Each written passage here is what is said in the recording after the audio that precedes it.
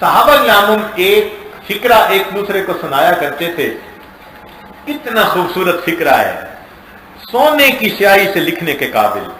فرماتے تھے استقبال المصائب بالتجمل ومواجہۃ النعم بالتذلل, کہ جب اللہ تعالیٰ نعمتیں عطا کریں تو ہم عاجز بن کے حاصل کریں.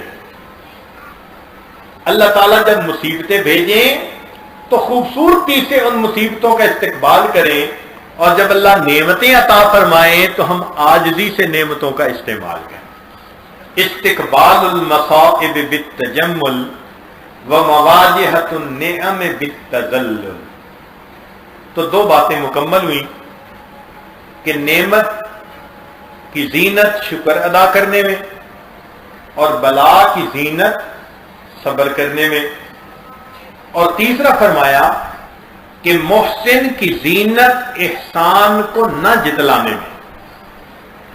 آج کل کوئی کسی کے ساتھ بھلا کر لے تو ایکسپیکٹیشن بھی اسکائی ہائی ہو جاتی ہیں کہ جہاں یہ ملے یہ میری تعریفیں کرے.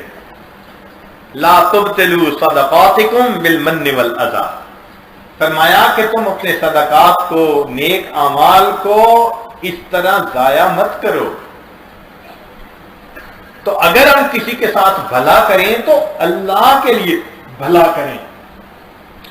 یہ امید نہ رکھیں کہ اب یہ ہر محفل میں بیٹھ کے ہماری تعریفیں کرے گا. اگر تعریفیں چاہیں گے تو وہ نیکی کا اجر ختم ہو جائے گا.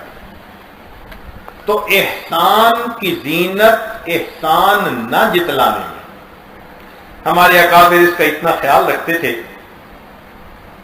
کہ امام اعظم ابو حنیفہ رحمۃ اللہ علیہ گرمیوں کے موسم میں ایک جگہ دھوپ کے اندر کھڑے تھے. ایک شاگرد وہاں سے گزرا, اس نے کہا کہ حضرت خیریت؟ چلچلاتی دھوپ, پسینے میں شرابور, آپ یہاں کھڑے ہیں, یہ مکان کی ذرا دیوار کے سائے میں آ جائیں. تو حضرت نے فرمایا کہ اس مکان والے بندے نے مجھ سے قرض مانگا ہوا تھا, قرض حسنہ, اور آج اس نے مجھے واپس کرنے کے لیے بلایا تھا, میں قرض لینے آیا ہوں. اب اس حالت میں نہیں چاہتا کہ اس کی دیوار کے سائے سے بھی میں فائدہ اٹھاؤں. میں نے تو قرض اللہ کے لیے دیا, میں اتنا بھی اس کے بدلے فائدہ نہیں لینا چاہتا. سوچئے کتنا لوجہ اللہ یہ حضرات عمل کیا کرتے تھے.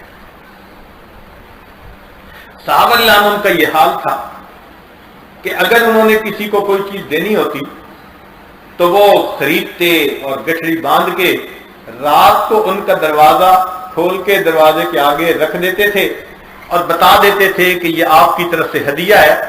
دیا کس نے اس کا پتہ بھی نہیں چلتا تھا, پتہ بھی نہیں چلتا تھا. اس طرح دوسرے بندے کے ساتھ وہ محبت کا معاملہ کیا کرتے تھے.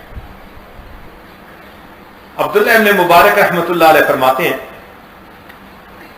کہ ایک مرتبہ میں سفر کے لیے گیا کوفہ, چونکہ وہاں وہ بہت امام اعظم رحمۃ اللہ علیہ کی خدمت میں حاضری دیتے تھے. راستے میں ایک شہر میں سٹے کرتا تھا, وہاں ایک موٹل تھا جہاں میں رات گزارتا اور پھر آگے چلا جاتا. اس موٹل میں ایک نوجوان تھا جو وہاں میری خدمت کرتا, مجھے اچھا لگتا تھا. ایک مرتبہ عبداللہ بن مبارک رحمۃ اللہ علیہ جب گئے تو نوجوان نظر نہیں آیا. پوچھا بھئی وہ نوجوان کہاں؟ لوگوں نے بتایا کہ جی اس کے اوپر ایک مقدمہ بن گیا اور وہ تو جیل میں ہے. بھئی کیا مقدمہ بن گیا؟ اور جی اس نے پیسے کسی کے دینے تھے اور ڈیڈ لائن دی ہوئی تھی کہ فلاں ڈیٹ تک میں دے دوں گا, اور وہ دے نہیں سکا. تو لینے والے نے پولیس کو رپورٹ کر دی, پولیس نے پکڑ کے اس کو جیل میں ڈال دیا. بھئی پیمنٹ کرواؤ گے تو تمہیں چھوڑیں گے. عبداللہ بن مبارک رحمۃ اللہ علیہ پولیس چیف کے پاس چلے گئے, اس کو جا کے پوچھا کہ اس نوجوان کو جیل میں کیوں ڈالا؟ اس نے کہا اس نے فلاں بندے کی پیمنٹ دینی ہے, یہ دے یا اس کا کوئی عزیز رشتہ دار دے دے, ہم چھوڑ دیں گے. تو آپ نے فرمایا کہ اچھا اس کی پیمنٹ میں کر دیتا ہوں، لیکن اس کنڈیشن کے ساتھ کہ میرا نام ڈسکلوز نہیں کرنا۔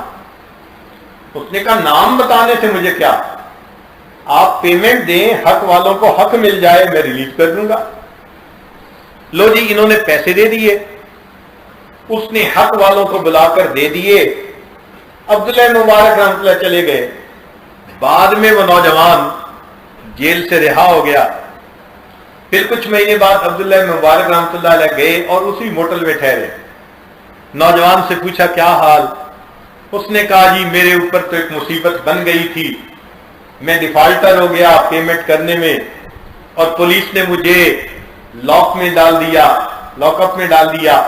کوئی اللہ کا بندہ آیا، مجھے اس کا نہیں پتا، اس نے پیمنٹ کر دی اور پھر میں ریلیز ہوا۔ عبداللہ ابن مبارک سن رہے ہیں، اس کو نہیں بتا رہے کہ وہ پیمنٹ کس نے کی تھی۔ ساری زندگی وہ نوجوان یاد کرتا رہا کہ کسی نے میرے ساتھ بھلا کیا تھا، عبداللہ ابن مبارک نے ظاہر بھی نہ کیا۔ جب عبداللہ ابن مبارک کی وفات ہوئی تب پولیس والے نے اس نوجوان کو بتایا کہ تیری پیمنٹ تو عبداللہ ابن مبارک رحمۃ اللہ علیہ۔ سبحان اللہ، نیکی کر دریا میں ڈال، کہ ہم دوسرے کے ساتھ بھلا بھی کریں اور بھلا بھی اللہ کے لیے کریں۔ یہ نہیں کہ ہر محفل میں اس کے تذکرے شروع کر دیں، اللہ کی رضا کی۔